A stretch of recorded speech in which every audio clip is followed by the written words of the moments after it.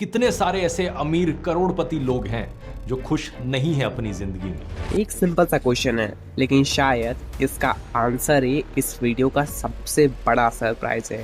ध्रुव राठी ने 50 करोड़ रुपए कमाए कैसे? सिर्फ यूट्यूब से, या फिर यूट्यूब सिर्फ एक गेटवे था और असली पैसा कहीं और से आया? इंटरनेट पर इस क्वेश्चन के हजारों आंसर मिल जाएंगे। कुछ लोग कहते हैं भाई इतने सब्सक्राइबर्स हैं, ऑब्वियसली यूट्यूब एड से ही करोड़ों कमा लेते होंगे। और कुछ लोगों का मानना है नहीं, YouTube तो सिर्फ नाम का है, असली गेम कहीं और चलता है। और फिर कुछ लोग बिना किसी प्रूफ के अपनी थ्योरीज बना देते हैं। लेकिन अगर हम इमोशंस और ओपिनियन को साइड में रखते हैं और सिर्फ पब्लिकली अवेलेबल इंफॉर्मेशन और बिजनेस लॉजिक को देखें तो पिक्चर बिल्कुल अलग नज़रिए से आती है। क्योंकि शायद सबसे बड़ा सीक्रेट 50 करोड़ कमाना नहीं था, बल्कि एक ऐसा सिस्टम बनाना था जो पैसा कमाते रहे। और अगर ये बात सच है तो फिर अगला सवाल और भी डेंजरस हो जाता है, वो सिस्टम क्या था? आज जब हम किसी सक्सेसफुल यूट्यूबर्स को देखते हैं तो सबसे पहले हमारा ध्यान एक चीज़ पर जाता है, subscribers, views and luxury lifestyles. और फिर नेचुरली एक थॉट आती है, यार इसकी अर्निंग कितनी होगी? और एग्जैक्टली इसी क्यूरियोसिटी की वजह से इंटरनेट पर बार बार एक ही नाम ट्रेंड करता है, ध्रुव राठी। एजुकेशनल कंटेंट, करोड़्स की ऑडियंस, ग्लोबल रीच, और इसी के साथ एक नंबर भी बार बार डिस्कस होता है, 50 करोड़। लेकिन यहाँ एक प्रॉब्लम है, ये नंबर देखते ही ऑलमोस्ट हर इंसान एक एसम्पशन बना लेता है कि पक्का यूट्यूब एड्स होंगे। लेकिन फाइनेंस की दुनिया का पहला रूल है, कभी भी रेवेन्यू को देखकर बिजनेस मॉडल को एज्यूम मत करो। क्योंकि दो बिजनेसेस सेम अमाउंट कमा सकते हैं, लेकिन उनका अर्निंग मैकेनिज्म कंप्लीटली डिफरेंट हो सकता है। और शायद इसी वजह से लोग गलत डायरेक्शन में सोचना शुरू कर देते हैं। एक क्रिएटर को देखते हैं और सीधा यूट्यूब को क्रेडिट दे देते हैं। लेकिन अगर यूट्यूब ही सब कुछ होता तो इंडिया का हर एक बड़ा क्रिएटर के पास ऑलमोस्ट सेम लेवल की वेल्थ होनी चाहिए। क्योंकि इसके पीछे का रीजन शायद आप इमेजिन भी नहीं कर सकते। रियलिटी में ऐसा क्या एल्गोरिथम किसी को एक्स्ट्रा पैसा देता है, या फिर कहानी में कोई और मिसिंग पीस है, और शायद वही मिसिंग पीस हमें अगले स्टेप तक ले जाती है। कल सुबह तुम्हारा यूट्यूब चैनल एक्सप्लोड कर जाता है, एक ही वीडियो पर 5 करोड़ व्यूज आ जाते हैं। क्या तुम करोड़पति बन जाओगे? पहली नजर में आंसर लगेगा हाँ, लेकिन बिजनेस कभी इतना सिंपल नहीं होता। एक क्रिएटर के पास 5 करोड़ व्यूज है और दूसरे क्रिएटर के पास 5 करोड़ व्यूज। दोनों की अर्निंग अलग हो सकती है, कभी बहुत ज्यादा, कभी बहुत कम। और इसी पॉइंट पर लोग कंफ्यूज हो जाते हैं, क्योंकि उन्हें लगता है व्यूज इक्वल टू मनी, जबकि रियलिटी में इक्वेशन कुछ और ही होता है। अब जो मैं आपको बताने जा रहा हूँ वो शायद ही किसी ने आपको बताया होगा। मनी अपॉर्चुनिटी को मोनेटाइज करने से आता है। ये डिफरेंस बहुत छोटा लगता है, लेकिन करोड़ और लाख के बीच का गैप इसी एक लाइन में छुपा हुआ है। और शायद ध्रुव राठी ने भी इसी डिफरेंस को दूसरों से पहले समझ लिया था। लेकिन अगर सिर्फ व्यू इम्पोर्टेंट नहीं है तो फिर इम्पोर्टेंट क्या है?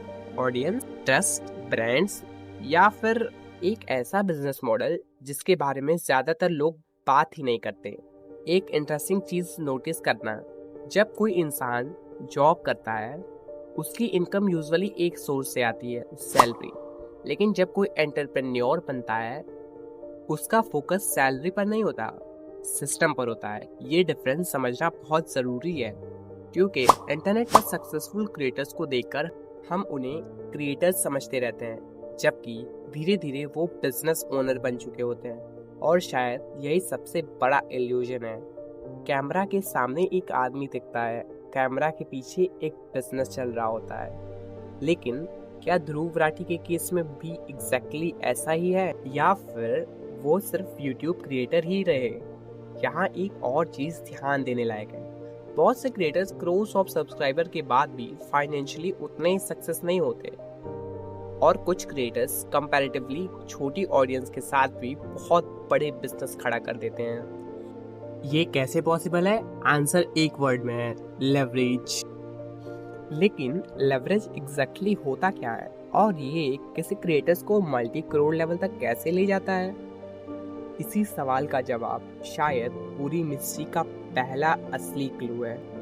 अब तक हमने सिर्फ एजम्पशन तोड़ने की कोशिश की है, लेकिन अब इन्वेस्टिगेशन शुरू करते हैं। सबसे पहले यूट्यूब, क्योंकि हर डिस्कशन यहीं से स्टार्ट होती है।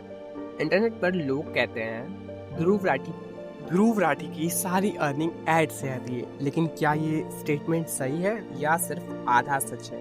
एक सक्सेसफुल यूट्यूब चैनल डेफिनेटली अच्छी अर्निंग जनरेट कर सकता है, ये बात सच है, लेकिन ये और भी सच है, बहुत बड़े क्रिएटर्स खुद इंटरव्यूज में कह चुके हैं कि लॉन्ग टर्म वेल्थ सिर्फ एड से बिल्ड नहीं होती।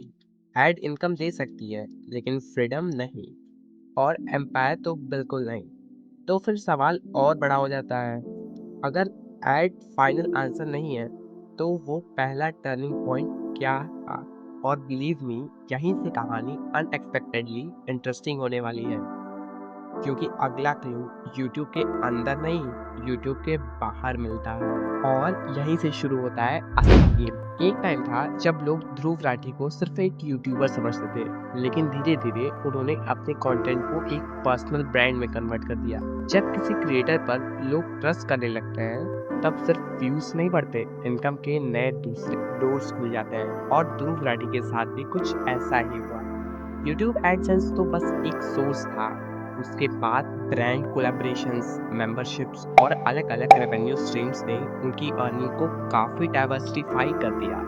जब एक क्रिएटर सिर्फ एक इनकम सोर्स पर डिपेंड नहीं करता, तब उनका बिजनेस ज़्यादा स्टेबल हो जाता है।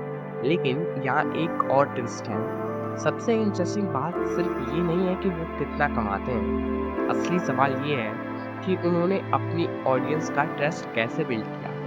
क्योंकि इंटरनेट पर हर क्रिएटर वायरल हो सकता है, लेकिन हर क्रिएटर के पास लॉयल ऑडियंस नहीं होती। ध्रुव राठी ने सालों तक एक चीज कंसिस्टेंटली की, रेगुलर अपलोड्स, क्लियर प्रेजेंटेशंस और एक रिकॉग्नाइजेबल स्टाइल। चाहे लोग उन्हें एग्री करें या डिसएग्री, उनका नाम डिस्कशन में ज़रूर रहता है, और डिजिटल वर्ल्ड में अटेंशन ही सबसे वैल्यूबल करेंसी है। इसी अटेंशन की वजह से उनका चैनल एक मीडिया बिजनेस की तरह ग्रो करता है। जितना बड़ा ऑडियंस बेस, उतना ज़्यादा मोनेटाइजेशन अपॉर्चुनिटीज, और इसी वजह से पब्लिक एस्टिमेट के हिसाब से उनकी एनुअल इनकम करोड़ों में मानी जाती है। एग्जैक्टली फिगर पब्लिकली अवेलेबल नहीं है, इसीलिए इंटरनेट पर जो नंबर्स सर्कुलेट होते हैं उन्हें एस्टिमेट ही माना जाना चाहिए। लेकिन कहानी का सबसे इम्पोर्टेंट लेसन अभी बाकी है। अगर आप ध्रुव राठी की जर्नी को सिर्फ 50 करोड़ की स्टोरी समझते हैं, तो शायद आप सबसे बड़े पॉइंट को मिस कर रहे हैं। उन्होंने शुरुआत मिलियंस ऑफ सब्सक्राइबर्स के साथ नहीं की, ना ही उनके पास कोई टीवी चैनल्स था। उनके पास बस एक कैमरा, एक आइडिया और कंसिस्टेंसी थी। सालों तक कंटेंट बनाने के बाद ही उन्होंने इतना बड़ा ऑडियंस बेस क्रिएट किया। इसीलिए डिजिटल वर्ल्ड में पैसा डायरेक्टली वीडियोस नहीं आता, पैसा अटेंशन और ट्रस्ट से आता है। अगर लोग आपकी बात सुनते हैं, आप पर भरोसा करते हैं और बार बार वापस आते हैं, तो अर्निंग अपॉर्चुनिटीज ऑटोमेटिकली बढ़ने लगती हैं। और शायद इसी वजह से आज क्रिएटर्स को सिर्फ इन्फ्लुएंसर नहीं, डिजिटल एंटरप्रेन्योर भी कहा जाता है। तो अगली बार जब भी आप किसी बड़े क्रिएटर्स की अर्निंग देखें, सिर्फ अमाउंट मत देखिए, उस अमाउंट के पीछे कितने साल की कंसिस्टेंसी है, कितनी स्ट्रेटजी है और कितना ऑडियंस ट्रस्ट है, ये भी देखिए। क्योंकि करोड़ों रुपए एक दिन में नहीं बनते, लेकिन एक लॉयल ऑडियंस धीरे धीरे सब कुछ बदल सकती है। और अगर आप इसी तरह की वीडियो को पसंद करते हैं जहां हम सक्सेसफुल लोगों को डिकोड करते हैं, तो आप चैनल को सब्सक्राइब कर सकते हैं, ये बिल्कुल फ्री है।